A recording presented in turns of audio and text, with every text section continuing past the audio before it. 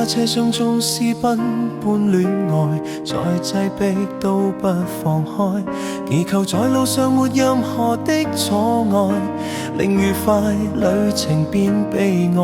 連氣2次綠燈都過度了，與他再愛幾公里，當這盞燈轉紅便會別離，憑運氣決定我生死，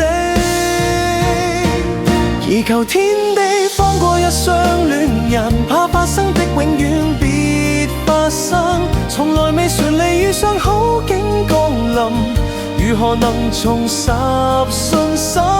祈求天父做10分鐘好人，是我他的吻如憐憫罪人，我愛主，同時亦愛一位世人，祈求沿途未必請給我任，為了他不懂禱告，都敢禱告。誰願眷顧這種信徒？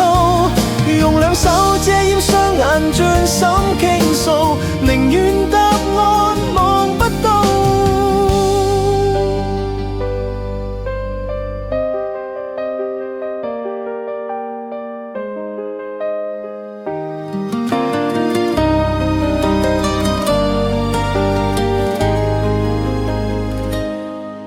為求與他車廂中可抵達未來，到車位都不放開，無論路上歷盡任何的傷害，任由我決定愛不愛。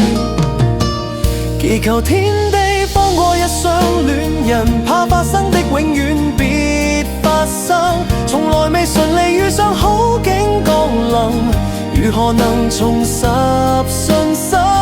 祈求天父做10分鐘好人，借我他的吻如憐憫罪人，我愛主，同時亦愛一位愛人，祈求沿途未變，心請給我任，為了他不懂禱告，都敢禱告。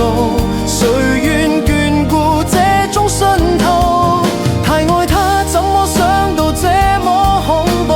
對綠燈去哀求哭訴。然而天父並未體恤好人，到我睜開眼無明燈指引。